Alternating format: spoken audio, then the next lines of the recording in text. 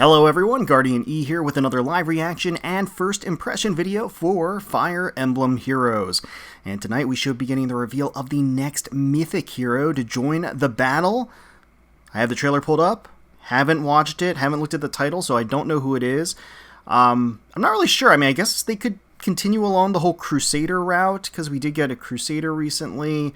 But beyond that, I don't know what any solid guesses there are out there, so let's just get right into it. I'm going to hit play, and then we'll take a look at what is revealed. Wait for the title UI to leave. Looking back up. Okay.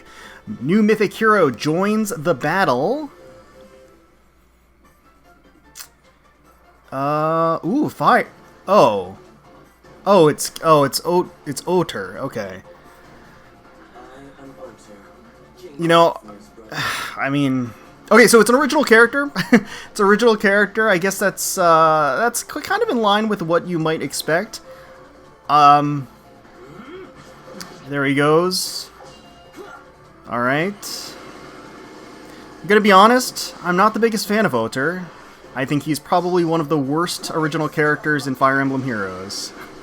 So can't pretend like I'm particularly interested in seeing his inclusion, but we knew he was going to come at some point, so I guess that is what it is. Alright, well, we've got Eliwood as well, we've got Leaf, Altina, Celica, got some Crom action, Shinon, okay, Claude, Marianne, not bad, Paula, Zeke, and Byleth.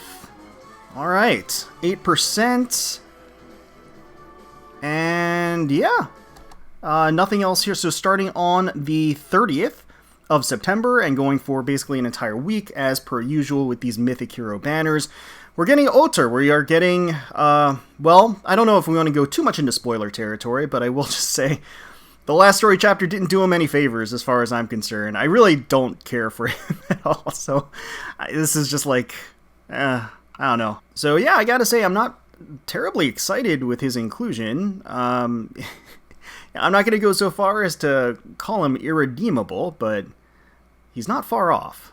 He's not far off. Yeah, I just, you know, even his character design, he's just a little edgy, whiny brat. Like, even his title's Kingsbrother. Doesn't even have a cool title. He's just the brother of the king. Alright, so he is an Axe Cavalry. His weapon is Auto Lawfulheither. 16 Might, grants attack +3, enables Kanto 3 during turns 1 through 4. If unit initiates combat or is within 2 spaces of an ally, grants attack +6 to unit during combat and inflicts attack -6 on foe during combat. And unit can make a follow-up attack guaranteed. Very, very strong. When you have built-in Kanto into the weapon like this, it's always amazing because that frees up the B slot for the unit while adding enhanced mobility. It's only on turns 1 through 4, but it's no remainder effect. You'll just always have 3 Kanto, which is very strong. The +6 attack, -6 attack on the foe, very, very easy condition to meet. That's going to be solid. That's going to maintain his bulkiness while allowing him to do a bit more damage. And the guaranteed follow-up attack, it's a simple effect, but it's an effective effect. So it's something that he can certainly take advantage of. So Brutal Shell is his special 3-turn cooldown. At start of turn 1, grant special cooldown count -3 to unit. Really? Built in like that? That's interesting. Treats foes defense res as if reduced by 50% when special triggers. Okay. So that's pretty interesting. I mean, it does seem like he is intended for blitz attacks where he's going to just charge in as a cavalry. He's going to have extended range. He's going to have Brutal Shell at a 0-turn cooldown on turn 1. He'll get that Brutal Shell off. He'll do a follow-up attack, have all of those buffs as he would have liked to, because if he initiates combat, he gets all of those buffs. And then he can just Kanto back safely. So he is going to be a hit and runner on the first couple of turns and just do, you know, pretty massive damage on those initial turns. Green Dual Cavalry 4 for the A slot. We know all about the tier 4 of the dual skills. They're very solid, giving +2 to all stats and an HP +5, in addition to the effect of manipulating the whole, you know, BST or scoring system for Arena that's inherently flawed. Flow Refresh 3 for the B slot. If unit initiates combat, neutralizes effects that prevent units' follow-up attacks and restores 10 HP to unit after combat. So that's a great B-slot skill for him. Obviously, that is going to synergize very well with the guaranteed follow-up attack of his weapon. That means that any effects that's going to neutralize guaranteed follow-up attacks will, in fact, be neutralized, so neutralizing the neutralization. And then we've got attack, defense, menace for the C slot. Menace skills very strong at start of turn if unit is within 4 spaces of a foe.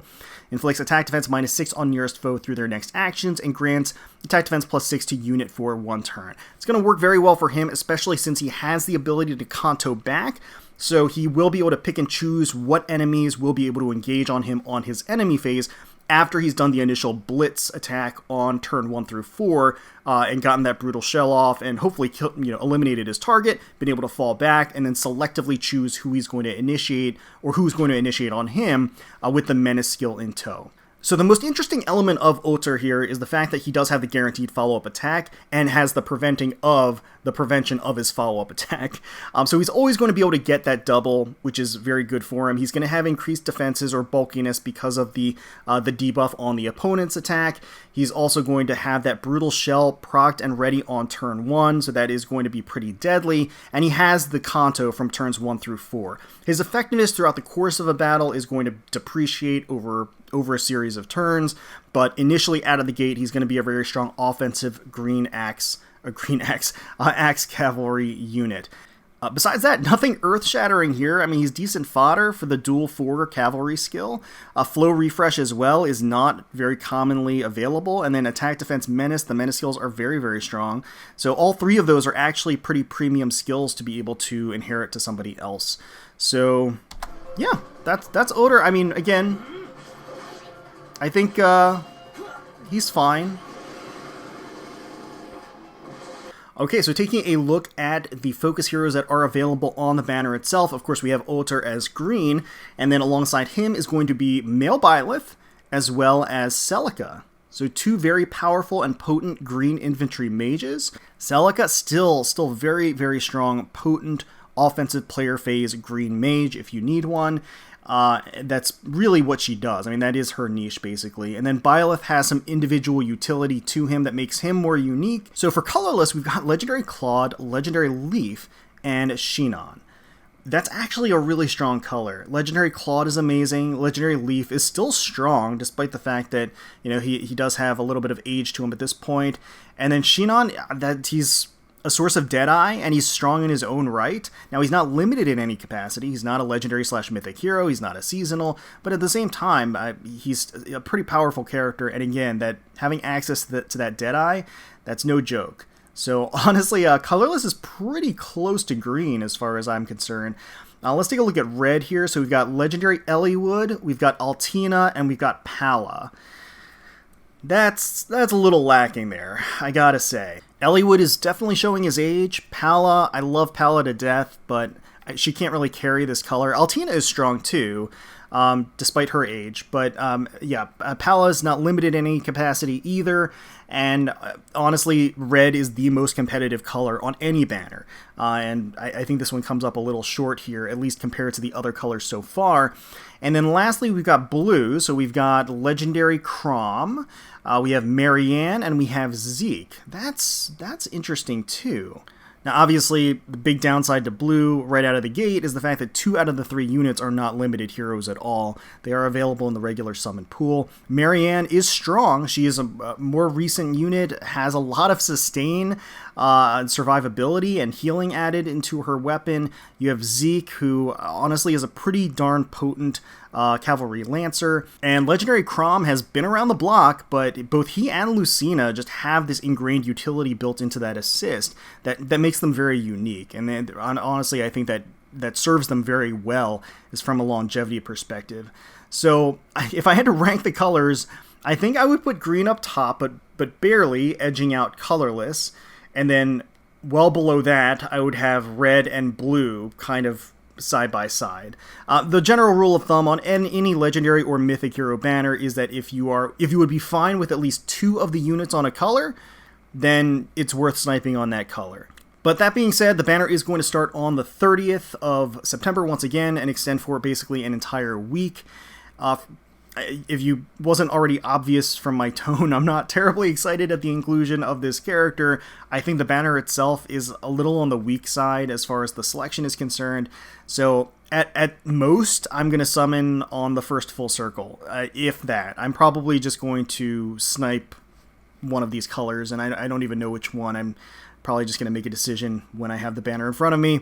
But let me know in the comments below if you are excited for Otr, if you're excited for this selection of heroes, if you're excited for the banner itself, and if you are, who your targets are going to be.